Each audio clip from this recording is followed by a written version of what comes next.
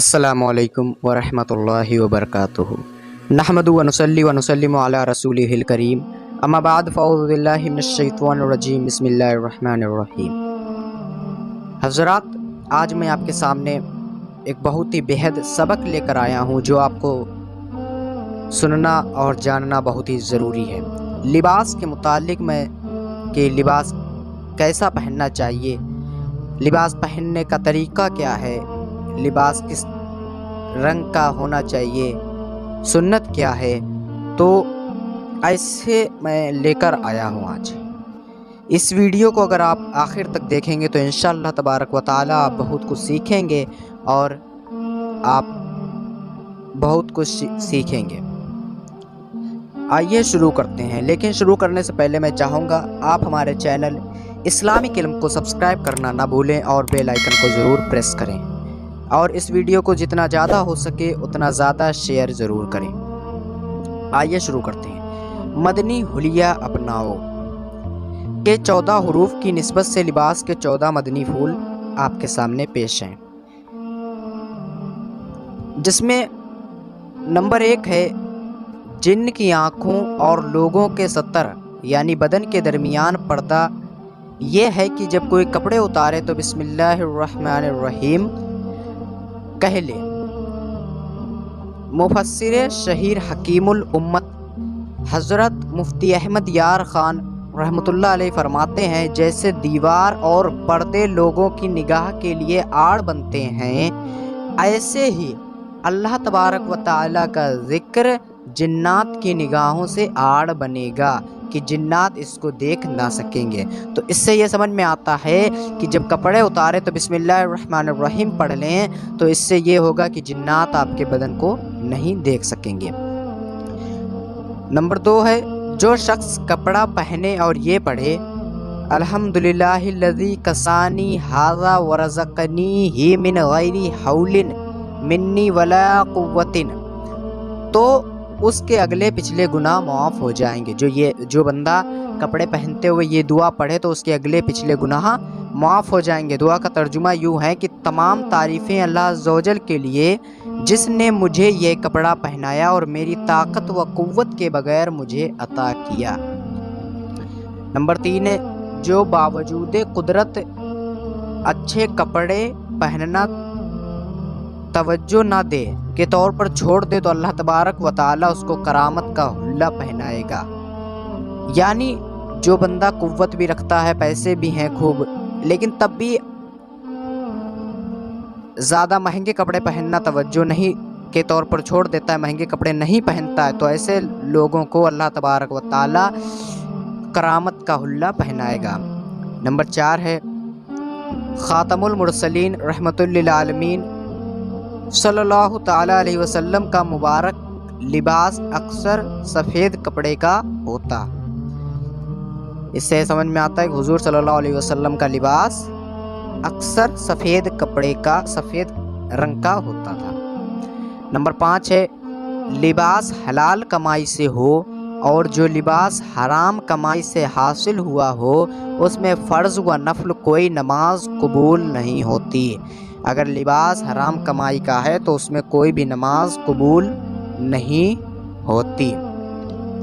Number 6 ہے جس نے بیٹھ کر امامہ باندھا یا کھڑے ہو کر پیجامہ پہنی تو اللہ تبارک و تعالیٰ اسے ایسے مرض میں مبتلا فرمائے گا جس کی دوا نہیں۔ اس سے سمجھ میں یہ آتا ہے کہ ہم کو امامہ جو ہے وہ کھڑے ہو کر باندھنا چاہیے، اور پیجامہ جو ہے وہ بیٹھ کر پہننا چاہیے، یہ سنت ہے۔ اسی لیے جو بندہ بیٹھ کر امامہ باندھتا ہے اور کھڑے ہو کر پاجامہ پہنتا ہے تو اللہ تبارک و تعالیٰ اسے ایسے مرض میں مبتلا فرمائے گا جس کی دوا نہیں۔ نمبر 7 ہے پہنتے وقت سیدھی طرف سے شروع کیجیے۔ مثلا جب کرتا پہنے تو پہلے سیدھی آستین میں سیدھا ہاتھ داخل کیجیے، پھر الٹی آستین میں داخل کیجیے۔ یہ تو اسلام کا ہے ہی بہترین کہ کھانا کھائیں سیدھے ہاتھ سے، پانی پئیں سیدھے ہاتھ سے، استنجا کریں الٹے ہاتھ سے، تو اور जब लिबास पहने तो सीधी तरफ से शुरू करें, यानी पहले सीधी आस्तीन में हाथ डालें फिर उल्टी आस्तीन में। नंबर 8 है इसी तरह पैजामा पहनने में भी पहले सीधे पाइंचे में सीधा पाँव दाखिल कीजिए और फिर उल्टे पाइंचे में उल्टा पाँव दाखिल कीजिए, और जब उतारने लगें तो इसके बरअक्सा ही उल्टी तरफ से शुरू कीजिए।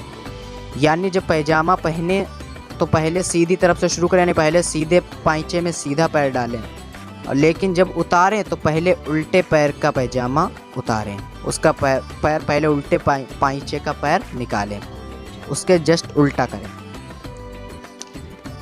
नंबर 9 है दावत इस्लामी के इशाअती इदारे मकतबुल मदीना की मतबूआ 312 सफ़हात पर मुश्तमिल किताब बहर शरीयत हिस्सा 16 सफ़हा 52 पर है कि सुन्नत यह है कि दामन की लंबाई आधी पिंडली तक हो और आस्तीन की लंबाई ज़्यादा से ज़्यादा उंगलियों के पैरों तक और चौड़ाई एक बालिश्त हो।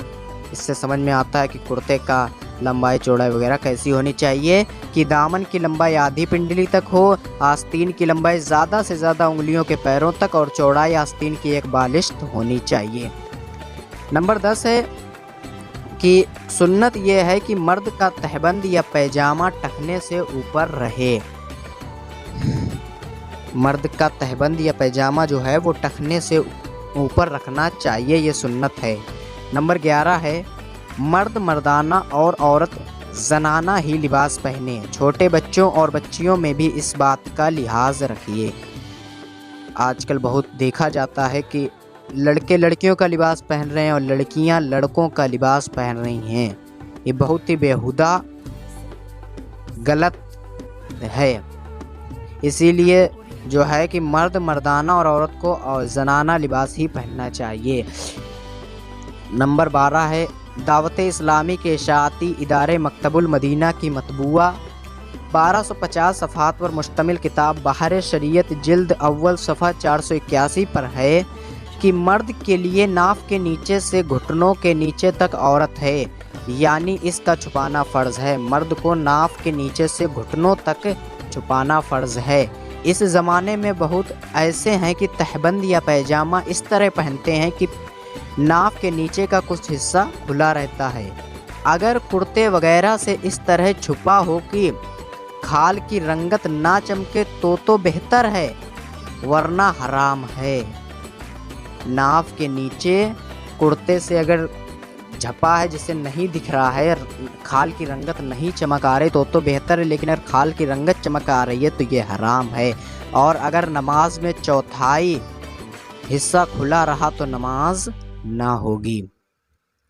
नंबर 13 है आजकल बाज़ लोग हाफ पेंट पहने फिरते हैं या लोवर वगैरह हाफ पहने फिरते हैं, जिससे उनके घुटने और रानें नज़र आती हैं। यह हराम है। ऐसों के खुले घुटने और रानों की तरफ नज़र करना भी हराम है। तो ये बहुत ही अहम है कि हमें ऐसे लोग जो हाफ लोवर वगैरह पहनते हैं उन्हें पहले समझाना चाहिए, और नहीं समझे तो उन्हें देखना नहीं चाहिए बल्कि उधर नज़र फेर लेनी चाहिए, क्योंकि उन्हें हाफ पैंट की रानें और घुटने खुले हुए देखना भी हराम है। नंबर 14 है तकब्बुर के तौर पर जो लिबास हो वह मना है। तकब्बुर है या नहीं इसकी शनाख्त कैसे करें। देखो, तकब्बुर के तौर पर जो लिबास पहना जाए वो मना है, लेकिन तकब्बुर की पहचान कैसे करें, शनाख्त कैसे करें। तो शनाख्त यूँ करें कि इन कपड़ों के पहनने से पहले अपनी जो हालत में था, अगर पहनने के बाद भी वही हालत है तो मालूम हुआ कि इन कपड़ों से तकब्बुर पैदा नहीं हुआ। अगर वो हालत अब बाकी नहीं रही तो समझ लीजिए कि तकब्बुर आ गया है। लिहाजा ऐसे कपड़े से बचे कि तकब्बुर बहुत बुरी सिफत है और तकब्बुर से बचना भी चाहिए। तो ये 14 मदनी फूल थे, इसमें सुन्नतें भी शामिल हैं और वगैरह बहुत सी चीज़ें शामिल हैं। तो इन तमामी चीज़ों पर अमल ज़रूर करें। ये लिबास के मुताल्लिक बातें थीं और इस वीडियो को ज़्यादा से ज़्यादा शेयर करें। अस्सलाम वालेकुम।